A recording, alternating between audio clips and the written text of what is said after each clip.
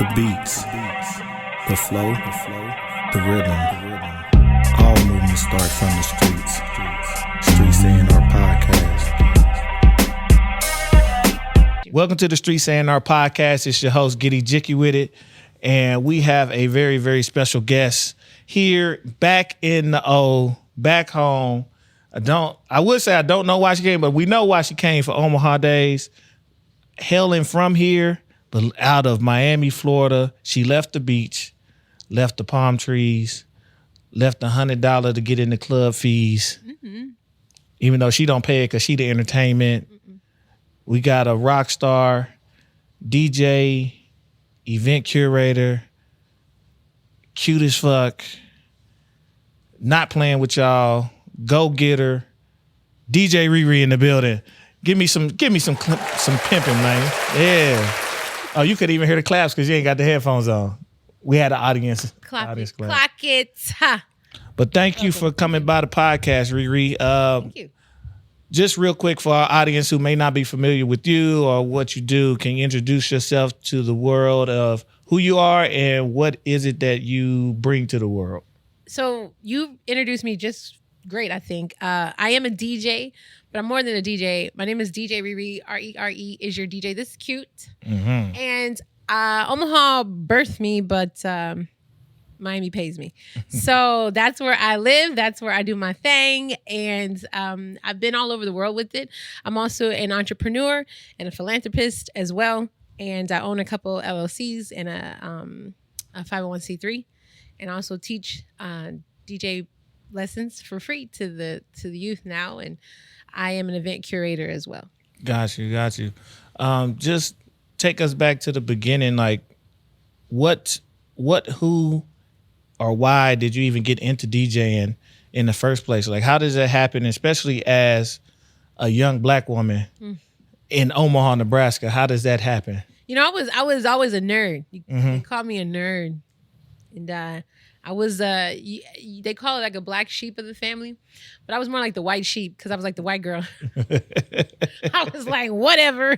I always got picked on a lot. I was in orchestra and I played the violin for like 10 years, bro. 10 years. And then I did band for 1 year as a freaking color guard. I don't know why I did that. I just be doing stuff. Yeah. I be doing some like not normal stuff. And especially for black girls. Because the black girls at this time, they were very, I don't want to say like hood, ghetto. Yes, that's exactly what they were. And they was a little faster than me, right? Mm-hmm. And I was like, yeah, I don't do all this. Like I had a really good friend back in the day and she was cool with me, but when she wasn't with me, she had a really bad rap. And I was like, dang, that's my friend for real? She did that? Ooh. So I wasn't with her. Yeah, like I wasn't with her when she did that, but I always got that stigma. And I was like, you know, I'm cool. Like, I'm going to go over here and be a nerd. I'm going to get all honors. I'm going to go play music. Music was always in me, thanks to my dad and my mom. My mom always listened to some weird stuff. And my dad always listened to that old school. He always wanted to teach you about music. Right. Nobody asked you, but I retain all of that. Yeah. It's crazy. And so now going to orchestra, at the time, North High had the only music program. It was music technology back in the early 2000s. They were the only school that had a music technology class as a credit. Wow. So seeing as I knew I didn't have a career in orchestra, I took that class. I was the only girl in that class, period. Everybody in there was dudes wanting to make beats. And I was over here composing orchestra sheet music. And you do it all from the computer. Like this is back when MacBooks were like colored. The colors on the back. Colors on the back. Like this you don't know, you young. He wasn't born. You probably weren't born, honey. But I graduated a little. I'm aging myself, but I graduated North in 2003. Oh, you older than me. I graduated 2005. I graduated. I graduated 2005. Yeah, I graduated North in 2003. So y'all can math that out. Yeah. And so back in 2003, 2002, they had this music technology program. I don't know if they still have it. They should. But that's what got me into that. And then I graduated. Obviously, I went to Iowa State. And I thought I was going to have a career in meteorology and radio. Thought I was going to go to the news in the day and then work at the radio station at night. I don't know why I thought that. Why not think that? That's crazy. The personality is the Well, one, the news is at night, so they probably would have cut into your radio time. And I was just like, how am I going to do this? Because I think meteorology, you kind of be super, super smart, which you did. That's why I never made it there. Anyway, but I went to Iowa State because that was the only meteorology program close to where I wanted to go. I didn't want to go too far. So got in Iowa State, never made it into meteorology school, but I made it into journalism school. Somebody told me you don't need to have a meteorology degree to be a meteorologist. Just have a journalism degree. I was like, shut up. So then I did the journalism degree. And so I went to journalism school. I went into broadcast journalism. Then I started getting into radio. And I thought I was going to be a radio person. That didn't happen either. But I still was on the college radio station. That's what I was going to ask. I was picking songs that I think that everybody need to be bumping to. Like, hey, y'all got to hear this. And that was when, you're probably going to have to meet that. Sorry. This was when reggaeton. A lot of my friends are Latin. Most of my friends are Latin, actually, most of them. And this was when reggaeton was starting to pop, Daddy Yankee and all that stuff back in the day. Oof. So my best friend was Puerto Rican, and then here me, this black girl. And we had this radio show. It was like hip hop, Latin, and that show took off. Like people were dialing and stuff. Like, who's calling a college radio station? So then I realized people really like what we're doing. And I would take those songs and put it on a CD. I'm aging myself. I would make mixed CDs and I would play them at a house party that I made. And then the house parties got packed. And then I joined the sorority and the girls were like, girl, everybody be out your shit. Like, you need to like do this in real life. And I was like, no. Because I was still very much nerd. I wasn't getting no play. Like, nobody was looking at me. Like, I was very much behind everything. Like, nobody even knew what I looked like, really. You're just the voice. I was a voice. I was always a voice. The voice in the music, and you knew where to get the heat back from. I knew where everything was, and I knew how to throw a good party. I knew what it should look like. But my homegirls would be the ones to bring all the boys and bring all the people in. And I would just orchestrate it all, but nobody knew it was me. Until my sorority said, you need to come outside and learn how to DJ. Somehow learn how to do all this live. Yeah. And then I got on YouTube and started researching everything. And then 6-7 months later, I still don't have any decks.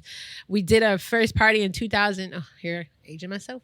2007 was my first party at Iowa State. When I say that shit was, that line was around the corner. That line was around the corner. There were people who never got in. And people will still talk about it to this day. I'd never put my name on the flyer. I never had a name. And that was the moment where they's like, it's like, you have to do this, you know? And I guess they saw something in me that I never thought. I thought I was always going to be back. Behind the scenes. And all of the things. And then 2007 was that first pill they gave. And you kind of got hooked from there. Gotcha. You say you never had any decks. So how were you DJing? What were you doing? Listen, I don't wish this. I don't suggest this. Whoever is watching, don't ever do this. But I was using this program, and a lot of, actually DJ last night was using it. It's still very important, this DJ program called Virtual DJ. This was back in the early 2000s. I don't respect it because I think it's a very lazy way to do things. Literally, it has a function on there called auto mix. All you gotta do is put the song. You don't even gotta put the songs in there. You can get a Spotify playlist and that will auto mix it for you. I think that programs like that are creating a lot of lazy people. I don't even call them DJs. Lazy music people curators, and they're not even curating it. They're not curating the flow. They're letting the program do it, and I feel like that was what I was using at first as a stepping stone. Yeah. But I really wanted to learn this. Like I would ask everybody, shout out to, this is Omaha Podcast. Shout out to all the people and the DJs that helped me out, and they know who they are. When I did this, when I started out, it was not easy. When I started out, nobody really wanted to help me. So I didn't know what to buy. I didn't know what to get.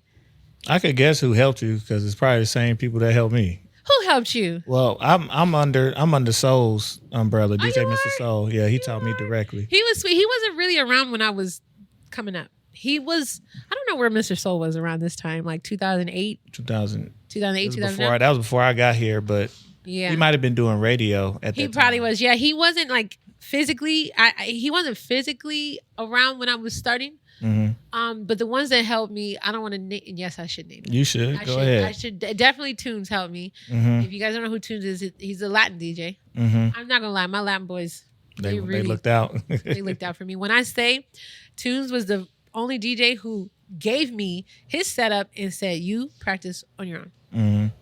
and he left me alone as long as I needed to. And I was like. And so I would be in my apartment, like practicing and shit, and like going on YouTube and like, okay, I got this, and I would type it into YouTube. How do I learn from this? And then he would pick it up. He goes, "You good? You need anything?" Like, and if I needed to call him, I said, "What do I do with this?" And back then, I didn't have Serato. I was using CDs. Literally, I would make MP3 CDs. That's where you can take a CD and put like 100-something songs on it. And it would be an MP3 CD, if that makes sense. I would get all these songs from LimeWire. I was really heavy into music. I was finding stuff. You never got hit with the fine from LimeWire? No, because this was before all you kids messed it up, bro. Like, we knew how to do it. Like, I was getting everything. I was getting stuff from LimeWire, Napster, whatever. Okay, what was it called? Pirate something. I was getting everywhere. Okay, I had songs that people could never, ever find. Like, I had everything, so I was like the plug. I was literally the plug, and so I just needed to know how to mix them together because I didn't know how to mix. I didn't know nothing about DJing. I just knew what to play, and in DJing, I'm gonna tell you right now, that is the main number one thing. You got to know your music. And so I think I got away with a lot of stuff because even though I did a lot of train wrecks, you at least played the song. I played the right record at the right time, and people forgive you. Yeah, because it's like, okay, that didn't go well, but this shit is, Well, now they don't even care. Unfortunately, they don't. It's back. You could do whatever. I have my own beef with DJing. We'll get to that later. But we can get all. We can get all the smoke of that. All the sweat and like staying up at night figuring out my sets and really practicing, and then whatever this concoction is of whatever is going on now is just out there, and people are like, "Ee!" It's like, oh, you did great. Just because you up there, letting them pass. Like, quit letting this stuff pass. Like, even with my students, I don't let them pass. I don't care if you are 8. You in here? I don't care if I taught you the right way. You okay? Like, even my 8-year-olds, they know. And they get back in. Oh, okay, you're right, and they get right back and start practicing again. Because if you don't know, if you don't know your music and you don't know the basics of 1, 2, 3, 4, 5, 6, 7, 8, I just don't know. I don't know how we're letting this go. Listen, it's look cute. Push play on the top 20. If it's whatever crowd it is, so if it's top 20 urban, that's what they gonna rock. If it's that, it's funny. I just did an event and people, Sierra, my co-host, was like, "Bro, you're getting a lot of love on Facebook right now." I'm like, "For what?" And I guess a lot of people hadn't seen me. They still haven't seen me DJ, and they be like, "Bro, I'm playing. I'm playing whatever I feel like playing. I'm a very different DJ. I'm not I can go and party because I say everybody can do that. We know how to go to like BPM Supreme and just go down the list and download and play the top whatever. Like, no, I'm crate digging, bro. I'm a digital crate digger. I'm finding shit. I'm playing clips. I'm playing random mashups. I'm using my stems. I'm going crazy. And they like, what the hell is he? Like, stems. You ain't get jumped in the stems? I do. I love them. But I think people overuse them for stupid shit. Yeah. Everything don't sound good just because you can put this. Not everything sounds good. I'm always be looking at this. I'm like, just because it has the same BPMs, don't mean that it sounds good. Or don't be mixing the same song together. Don't mix Wifey and Too Close. Like, those are dust songs. Like, you're not really doing anything creative. Or sometimes I think people fumble that and don't do it enough. Like, fam, you do know this is a complete copy. Especially so one of my mixes, I'm gonna give you one. Curtis Mayfield, Push a Man. Okay. Okay. So LaKayla 47, the last track on her new album, is called HNIC, and it's only like 1 BPM slower than Push a Man. Of course, you can push that up and down. Hardest. That mashup went nuts. They was like, what the Okay. But it makes sense. It makes sense because it's not a complete, it's not exactly the same, but she's flipping the part. I'm that nigga. So I tell people they don't find enough. Sometimes, like, just be creative. Like, you don't got to do the same thing. Yeah, be creative. I mean, the whole DJ thing is it's a money grab. It's a lot different. Yeah. Yeah, I feel like people are just. I feel like people are doing it just like rappers are making 20-second songs now. Mm-hmm. It's just like y'all just trying to get this, get a bag for the attention, the clout, whatever, to be cool. And because now, and I saw this on another podcast, people are considering DJs as a god in the club, and I don't like this godlike complex that people are putting on DJs. I feel like it's you're giving too much power to the DJ, and the DJ, in my opinion, maybe I'm wrong, but in my opinion, the DJ is the facilitator of y'all's enjoyment. If y'all literally are worshiping this person and worshiping, that means they can do no wrong. Because you worship them, they can do no wrong. Right. And then once you start doing that, then we're creating a bunch of whack DJs or a bunch of whack people who play music. Yeah. Because we're applauding and we're participation trophy in the music. We participation trophy in the curated of the night. When it needs to really be curated by, I say a professional. Don't mean you got a profession to do, but somebody who's really good at their craft, a craftsman. I mean, you can be good at a newbie, but like I think we just need to go back to a party being a whole thing. It needs to be a whole thing. And without this, you don't have this, you don't have this. Without the DJ, the thing don't move at all. Yeah. Got you. But without people putting pressure on the DJ, he's only going to be as good as y'all are allowing him to be. Like, quit giving him all the worship and praises when the guy fucking sucks. Like, or not that he sucks. It's just like, or we're allowing basic things. I remember when I first started, again, you don't have to struggle. Not everybody has to struggle to be good. You don't have to apply pressure to be good. I don't believe in that either. But at least, like, let's put in some work. Like, put some skin in this shit. Like, fall a little bit. Because I feel like if you don't fail, everything is perfect and you're going to have this bubble. It's like rich people who always think things has to be this way because that's how they were brought up. They never been outside of this bubble. Yeah. And that's something that I wish, I don't know, I can't wait till whatever this DJ worshiping is over. Yeah. It's fucking weird. Now people, what happens is people, they don't know what it feels like to bomb a set because nobody's letting them know that they bombing the set. Boo! Hey, this ain't it. Yeah, and that's what you say. Yeah, and it's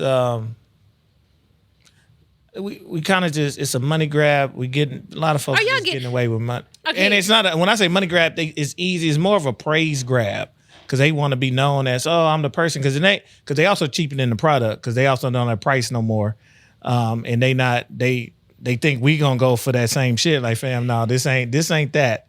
You want that? Go over there. Like we'll look. And they different. will go over there. That's the problem. They will. And that's the problem because there's always gonna be some cockroach there to take it. Because in my opinion, I have definitely, maybe I even outpriced myself. I think I probably did that a few times. But when I tell people, my price, I always tell them why. But they're like, but you're just playing this or you're just doing that. I'm like, no, I'm not just doing that. I've been DJing for almost more than 2007 was my first gig, almost 20 years. Do not tell me I am this much or whatever. If you don't want to pay for it, I'm okay with that. And that's it. Just say that. My budget's not for everybody. I don't care to be for everybody. Right. I don't want to be at everybody's party. Right. You know what I mean? And that's the cool thing though, is just like, you're an experience. If we pull up on you, you're an experience. If we pull up on homeboy, he's an experience. Pull up on homegirl, she's an experience. Like, I always tell people, you book an experience, boo. Right. You can either catch these vibes or not. Or no. I need our DJs to be an experience and not just be a carbon copy. Yeah. And that's half of it makes it easy for me. That's what I say. Like, y'all keep doing that. for me, I do my own thing. I'm in my own lane. In Nebraska, I'm in my own lane.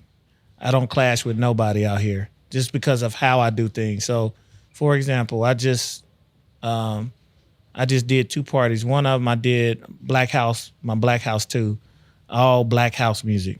But most house music is black people anyway. But when people hear house, they think EDM. Keep it house. House. Like house is a derivative. It's sped up soul and funk. Yeah, so there's a texture to it. So that's what, and I play the majority was by black producers or the musicians, right? That's where it started. But people don't know that. So I do it and be like, oh, like I like this. I don't like that. That. Like, yeah, but that's EDM. That's not. They call it house, but that's not actual traditional house. And some people call it techno. They don't listen to people. That's one thing that I'm learning. Like, cause they be saying, "Oh, ReRe, you be playing that white people music." I was like, "Do I? Really? I be playing that white people music?" I was like, "Do you know, like, majority of my sets it be all black people?" Yeah, but the problem is, especially. This is another reason why I probably had to expand my. I'm glad I went to Iowa State because it allowed me. I was the only person back in the day, the only person that could play a real hip hop set, R&B, and go to some fucking Daddy Yankee in the same set. And my parties would be the only parties where you can have all these Latin girls, all these niggas, all these black, like everybody was there vibing. It was no problems. Everybody was like, okay. It was literally those boiler room videos, but like in real life. And I wish we could have documented that back in the day. But back in the day, like that was something that was not really heard of. And I still even think now it's not really heard of. Like to have a true open format party, you got to be able to reach. My thing that I take pride in is I can go anywhere. We can have a fucking rave right now, and then we can go ahead and have a singing your hearts out R&B party. We can go brick squad all day, and we can go with the kids and we can get sturdy. Like I love all of that, and that's another thing I feel like. But then one of my DJ friends, I don't know if he said, "Ree, you gotta have one sound and be known for that one sound." And I was like, I don't know if I can do that because I don't even think I could play 2 hours or more of something. I can, but like I don't want to hear the same beat all the time. Yeah, same like, BPM, same instruments. I can't just do that. And I can't. And I don't think that people want to either. Right. I mean, not unless we just doing this. Unless it's that event. Unless it's that event or that artist you come to see. Okay, fine. But like for me, my parties are very high energy. They're like a roller coaster. And so we go down and we come back up. I give y'all time to go get some water and we coming back up. Like, but at the end of the day, like I took pride in being somebody who can get deep into those different pockets and really like hit y'all with some real stuff. Cause what was happening, it was like, oh, I'm a diverse DJ. I can play everything. And then we stick a bunch of Latin people in front of you. Let's not even say Latin. We're going to stick a bunch of Cubans here, a bunch of Mexicans here, and a bunch of Argentinians here. What you going to do? You can't only play Suavemente. Right. You have to know what Cubans like. You have to know what Mexicans like. And you have to know the difference between the music. And you have to know what Argentinians like. Or Colombians, Shakira. You have to know all of that. If you don't know it, like, you don't know. Bless you. Yes, these allergies are not playing with me today. It is all good. But no, you telling the truth. So it's always interesting. I like because some people get into it just to party rock. And by party rock is whatever demo they come from, that's what they going to do. And that's fine too. And oh, you need, I'm going to go to that. Like, I want to go to that every now and then. Yeah. But I'm big on giving somebody something they haven't seen or heard. That's just me. A different experience. I'm going to create different styles of events to even just showcase the diversity of what I can do. And just to get in, I real life be in the crates. Like I listen to albums and I go find album cuts that are just hard. You know what I'm saying? Like what would you say your style, if you had 3 words to describe it? 3 words to describe it.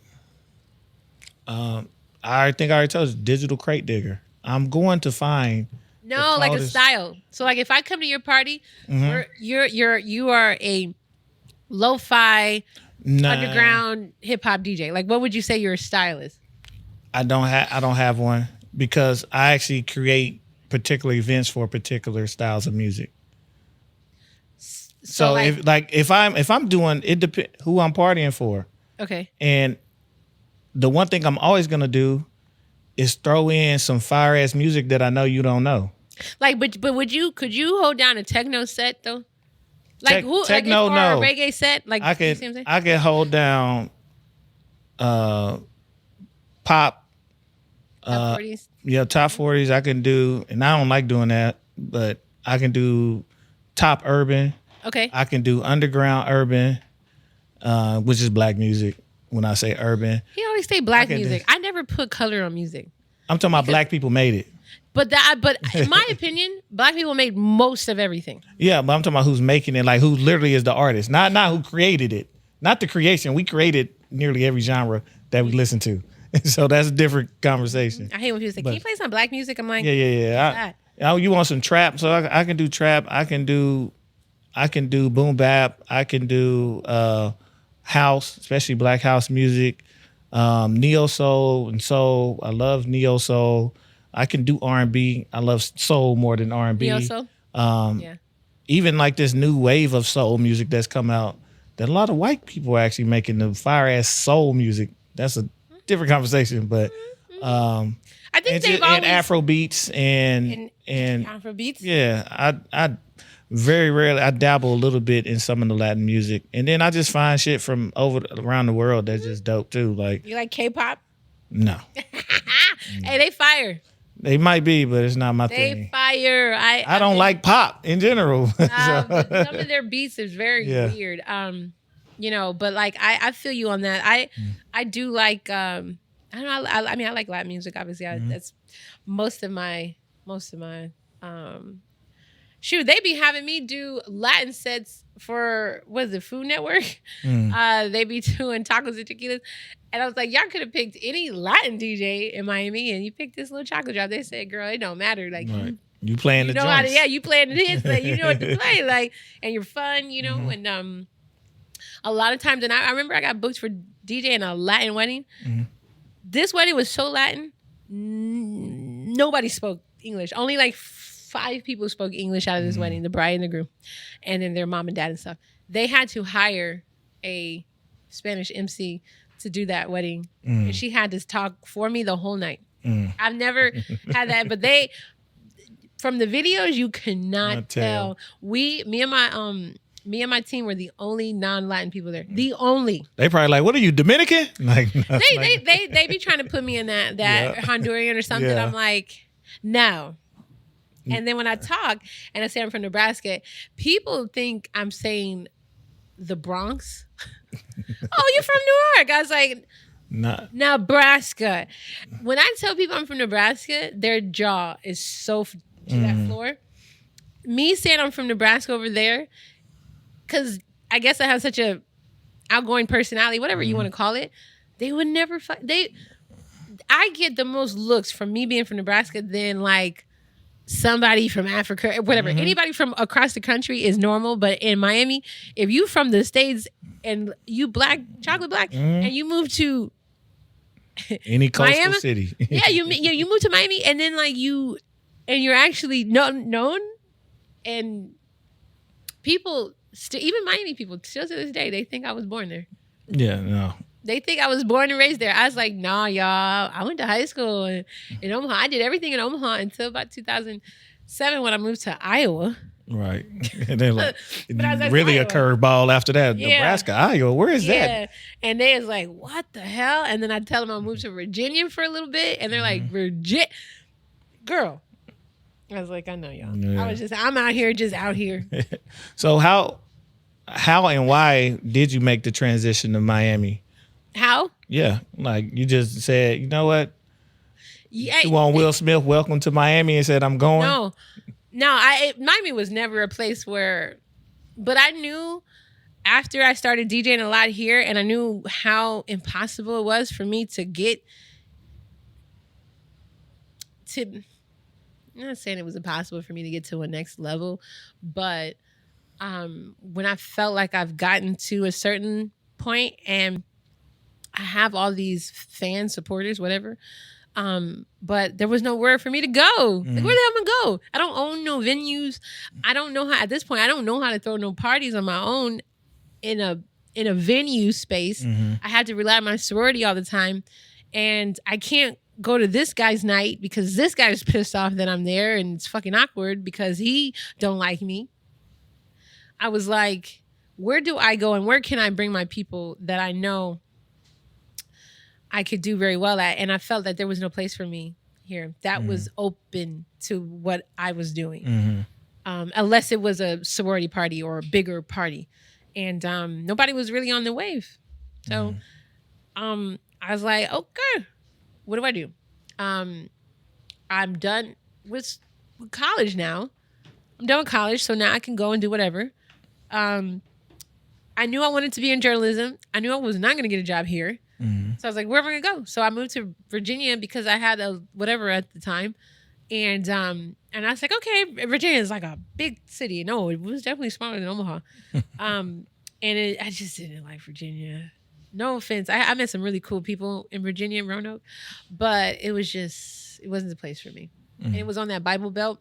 Yeah. Very judgmental, racist little things over there. Okay. A lot of that. I did good over there, but I did good because I went to DC a lot. And that's when I was like, okay, I like DC, you know, and I liked that, but I never moved to DC because it was just too much. It was too much at the time. So then I was like, all right, F this. I'm not staying in Virginia anymore. I had a homegirl at the time. She's like, girl, come to Miami. It's just me. And at the time, you know, we 20-something. We ain't got nothing. Like, why not? So I went and I visited a lot. I visited Miami a lot before I actually said, you know what? I'm going to do this. I made sure to get a job first, obviously. So I moved to Miami and I was homeless for a month. Homeless meaning I didn't have a house. Yeah. I am not one of them people. I hate this. Oh, I was living in my car. No, I'm not choosing to live in my car. Right. That's stupid. I choose to live in a hotel. Right. Because weekly rates. We pay weekly rates. Like I paid a weekly rate. Thank you very much. But I got the job before I had an apartment. And the reason why it took me forever to find an apartment was because I had a pit bull. And the pit bulls are not as easy to get into places. And so, but I wasn't going to leave my baby. I was like, well, shit, it's me and you. Like, well, we got to find somewhere to go. So once I got a house, actually was my first place. I rented a house. That was the only place that would accept me and the dog. And then from there, you know, everything was going well. I mean, not everything. That's a lie. I got laid off twice. I got laid off twice when I moved there. I was like, dang, less than a year? Dang. So what kind of employee were you? I was doing the Lord's work. I was working for these nonprofits, and I realized where fraud came from. I didn't even know the word fraud until I didn't know what a scammer was. I didn't know what scheming was until I moved to Miami. It is a real thing. And a lot of these... It's the reason why City Girls came out of there. City Girls is a real thing. Yeah. and I respect them so much because it is a lot of... I've learned a lot by moving to Miami. I learned you got to make stuff happen. You got to make it happen because if you don't make it happen, it ain't going to happen. Don't nobody care about you. And I learned that here too. Nobody care about you. Nobody's going to help you. And nobody is going to pick you up when you are down. Period. And I learned that quick. And I learned that the and I hate to say it like this, the better you present yourself, the better you will be perceived, and the more that people will pay attention to you. And so when I moved to Miami, I didn't know that. But Miami literally pays me. They tell me and they taught me everything. They said, girl, you need to level up. We see you. But in order for everybody to see you, you got to do this and this and this. And I was stubborn. No, I'm from Nebraska. We don't do all that. We don't need to do all that. Yeah, you do. Yeah, you do. To be seen in a sea of everybody like you. Everybody's like you. And I never forget the term, you're unique just like her. You're unique just like him. You know? And so once I realized that, and I was like, y'all right. You're right. I was very stubborn. It took me years to figure out what they really meant, and it came from a good place. Then, I was like, okay, because there's so many times I should have packed my shit up and left and went home or whatever. Well, I was like, well, what am I going to go home to? Right. Go home and come back and complain about the same reason why you left. I was like, the point of me leaving was because I wanted to elevate and I needed to get higher. I'm here and I'm in the trenches and I'm doing the things. And I'm not going to see results right away. I'm patient. I'm very patient. So I was like, you know what? It got to pay off somehow. I got to figure this out. And, as I keep going through life and keep experiencing and eventually, but I'm still experiencing. I'm still learning. Like even coming to this interview with you, I said, I can't not come at my best, right? Yeah. I can't come at my best. If I'm not at my best, I don't need to be there. So somebody was like, well, dang, ReRe, if you always stay ready, you ain't got to get ready. I'm learning so much stuff. I'm like, you're right. So like, always. Girl, this beat face can't stay on all night. We got to do something. Period, because but I'm learning.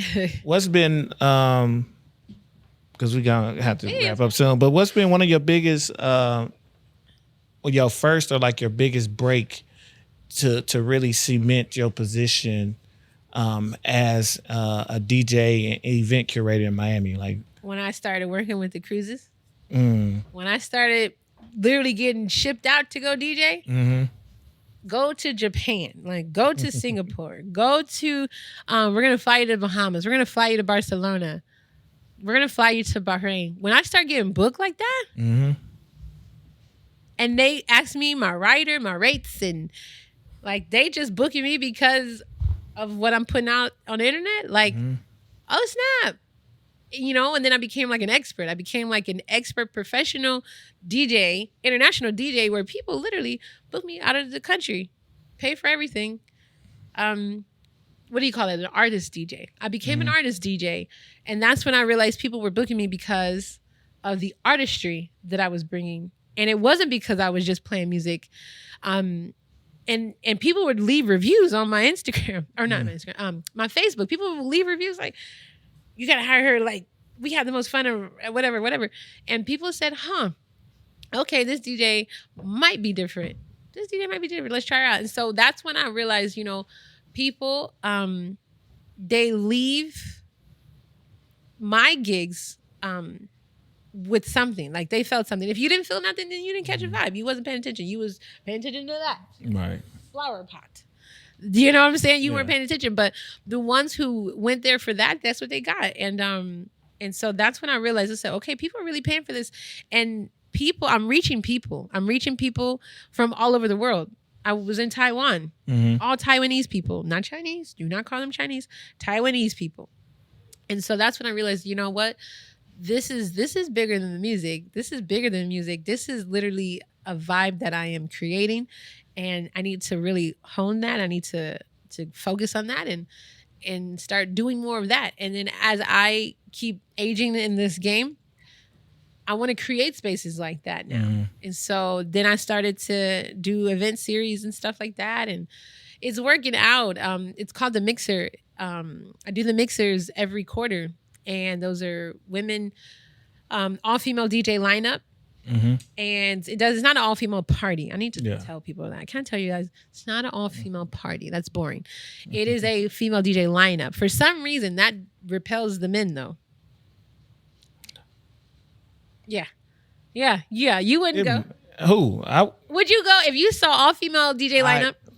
Yes, I'm someone that goes where the women are. I don't want to be around too many men. There's too many heads in the party. I'm not talking about these. I don't want to be there. Okay, facts. But as a DJ and you go and you hear female DJ lineup, that doesn't move me one way or the other. Is if they're good. Like I don't judge the quality of the DJ by their gender or their sex. Like, so I'm gonna go if I want to go to the event. Right. And unless you say the event is for women only, like I'm gonna go. Good. I'm glad. Well, you should come to our next one. I'm trying to do one in September. September. The end of the last Sunday of September. Everybody That's trying to my get goal. me to travel. He trying to get me to travel. Everybody trying to. It'll be here. Oh, it'll be here? Oh, okay. I'm Gotcha. working with some female DJs here. Okay. Well, I know them. So Yeah. So, I said I wanted to do it this weekend, but none of them, no, we're so busy. Yeah. Everybody's booked and busy except me on purpose. I'm on purpose. You chilling? I'm chilling. I'm chilling. I ain't even gonna be out. I'm chilling. Oh, I'm out. Yeah. You I out? don't know. I and just about. cannot stand the house. I don't know. You don't need to. You here. You home. I know, but I don't like to do a lot of things by myself anymore because I'm like, I wear my heart on my sleeve a lot. Like I be giving y'all the faces that I be thinking, and I'm like, I gotta fix that. Like, what is this? Why they got that on? I ain't gonna leave it like I know you saw a lot of that last night. I seen your little video. I was like, I saw a little bit of the sarcasm in it. I'm like, yeah, you home, but I was not being sarcastic. Yeah, it was a little. It's cool. No, You talking about what I say that was sarcastic? It's not this. It's the.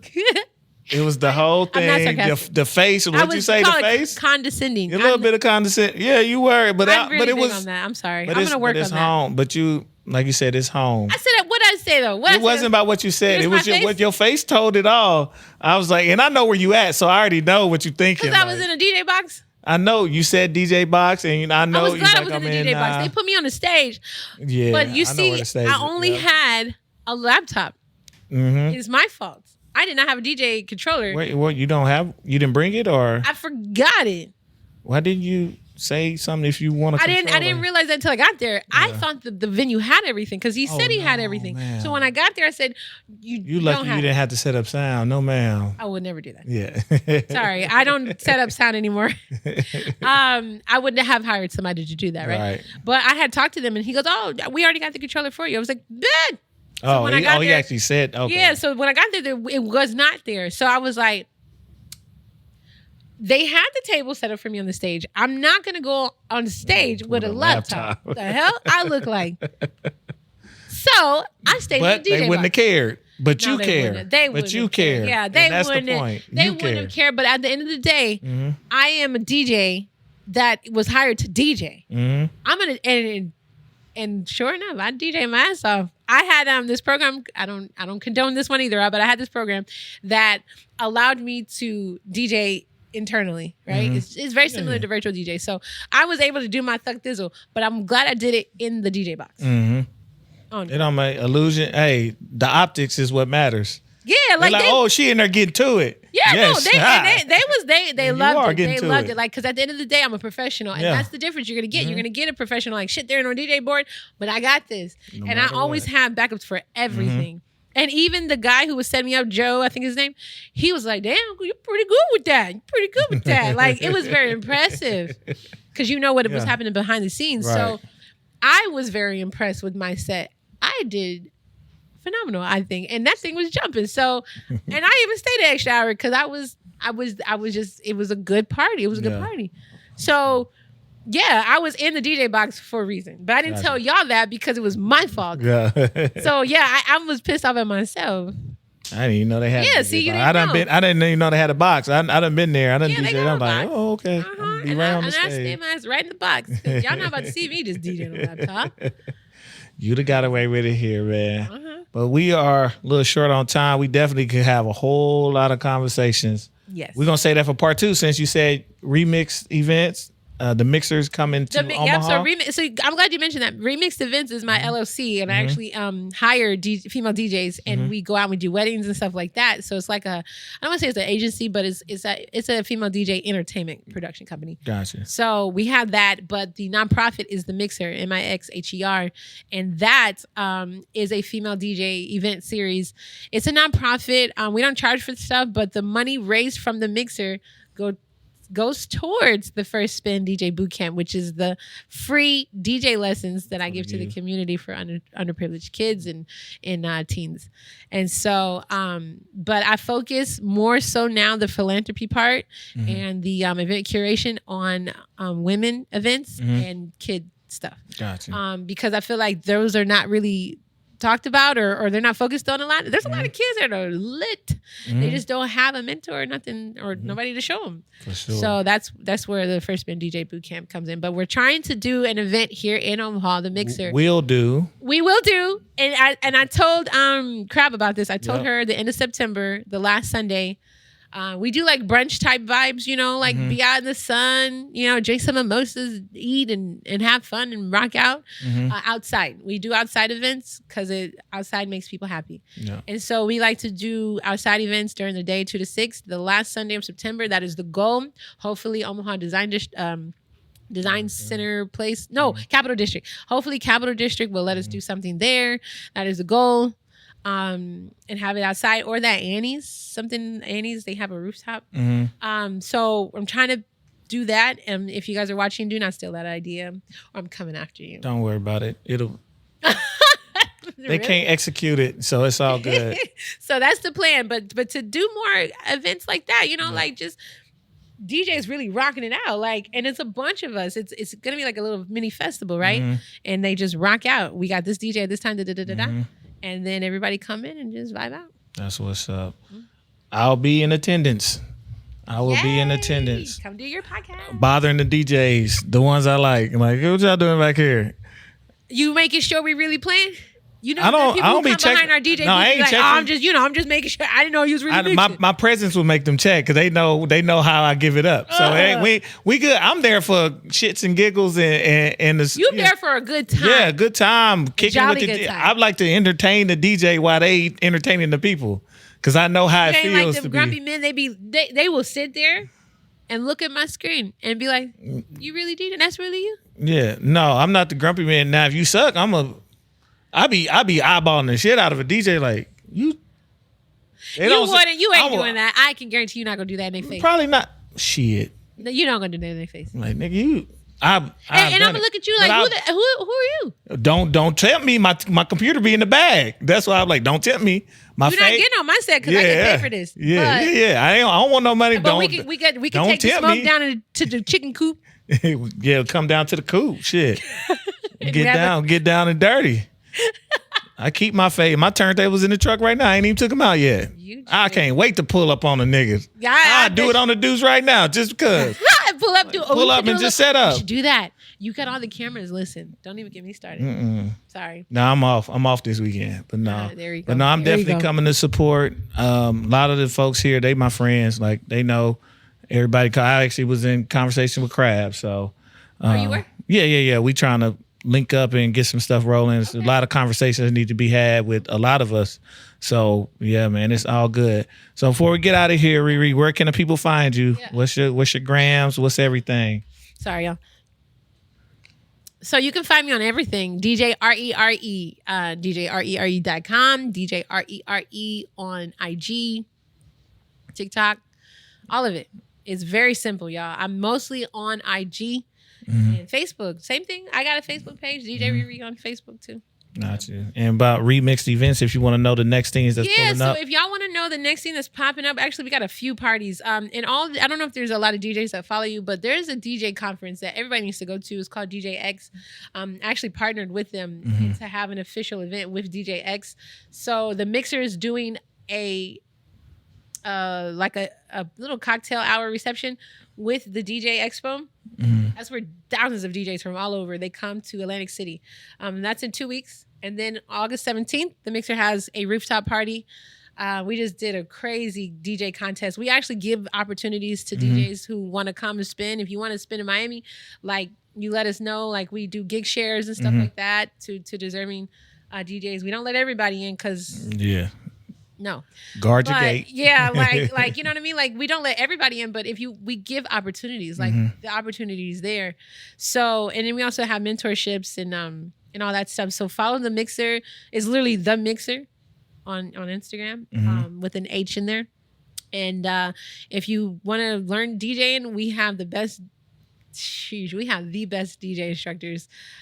First Spin DJ Bootcamp. So I that, and then you want a job? REmixed Events. I got everything. She the plug. Like she said, she the plug. So I got you. So, but once you find DJ ReRe, you literally find all of everything. Them. Gotcha. Yeah, I'm really big on the branding. Gotcha. Well, we'll save the rest for a part 2 since you'll be back. And we appreciate everybody for tuning in. We at Streets A&R. That's Streets A&R. We on everything but Apple. Make sure you like, subscribe, share, comment, watch, listen, tell a friend to tell a friend. It's been a pleasure having you, DJ ReRe. Can't wait to hear you spin. I got to figure out how I'm gonna make something. I got to make something shake tonight. I got my little one, so it's tough. I might just pull up in there with her. I'll be bulldog. She 3. But nah. That's the age you can let it happen. Like, cause she little. But it's all them old folks. They gonna get you crazy. I don't give a shit. That's not nice. Do not put that in there. I'm home. Not old folks. There's just gonna be a lot of mature folks. They got like, what you doing? I'm with the DJ. That's all I'm gonna say. She can be in the DJ box with you. She loves the DJ. Yeah? Yeah, she love it. But yeah, man. She makes a little daddy-daughter DJ video. We gonna try. I gotta get her really going. She got some play stuff, but she be hopping on my decks. Yeah? So yeah. I love it. Man, we gonna get up out of here, man. It's your host, Giddy Jicky with it. Thank you, ReRe, again. We out. Peace. The beats, the flow, the rhythm. All movement starts from the streets.